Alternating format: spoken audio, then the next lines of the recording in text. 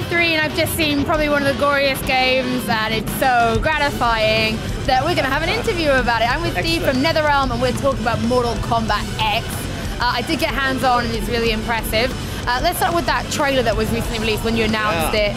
What was that reaction like? Because no one was expecting it. It was explosive. I was amazed. You know, we lived with it for, you know, been months, but having it out in the public, I think it was like this little bomb that we threw in a room and really, really exploded. You know, we had crazy amounts of hits, and it was cool seeing people's reactions. Like it's you know, we haven't done Mortal Kombat since 2011, so we took a little break doing Injustice. So it was cool, you know, knowing that people are back into Mortal Kombat, that they're not sick of us, and they want more.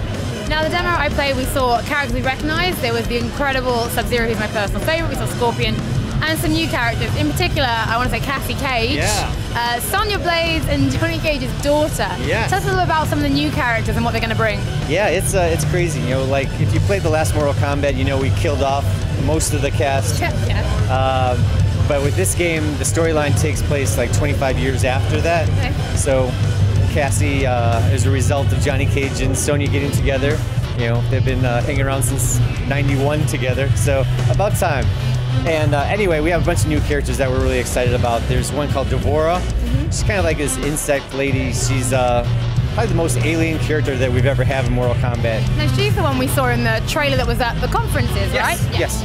Yeah, she has these crazy arms that come up. Well, if you've seen her, she's nuts. A lot of cool like insect moves, and she's brutal. And then we have Ferrator that was in the trailer as well. Just probably the most complicated character we've ever done, where he's just so big, and he has like this little girl on his back that he throws, and she takes some cheap shots, and then she runs back on his back. And then we also have Kotal Khan. He's kind of more of an Aztec kind of character, a little bit more mystical, and uses a lot of big swords, and he's really cool. And then who else do we have? I think I covered it all. Yeah, anything else and you might get in trouble. And then now, it doesn't just stop with new characters, right? Because when you're about to select a character, you then get 3 options.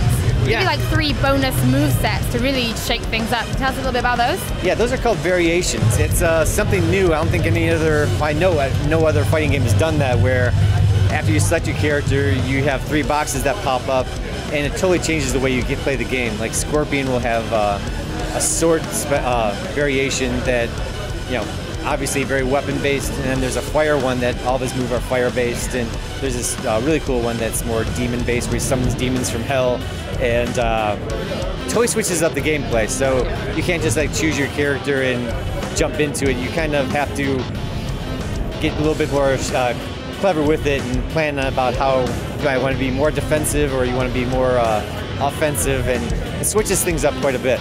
Now, arenas are always important in any fighting game, whether you're on the 2D or 3D plane. But you guys were still on the 2D plane, like we recognize from Mortal Kombat, but you're now able to interact with the background. Tell us about that. Yeah, that's brand new to Mortal Kombat. You know, we touched on it with Injustice if you played that, but you know, obviously there's some crazy stuff in there, like pushing buttons, launching rockets, and picking up cars. So we're not going to do that. Scorpion's not going to be doing any of that. So we wanted to introduce a little bit of it, but still keep the speed of Mortal Kombat, what they're known for.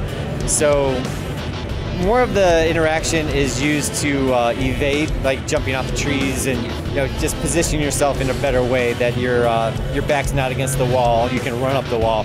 You know, it's just like, you know, just getting out of the way, and the action is. I'm actually mad we didn't think about it sooner, because it's such a cool gameplay element. Yeah, I think when I was playing, I jumped off a tiger and then grabbed an old lady and threw her at the enemy, and then yeah, it was pretty.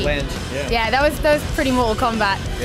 So obviously, with any kind of fighting game, one of its longevities come from obviously the kind of competitive scene.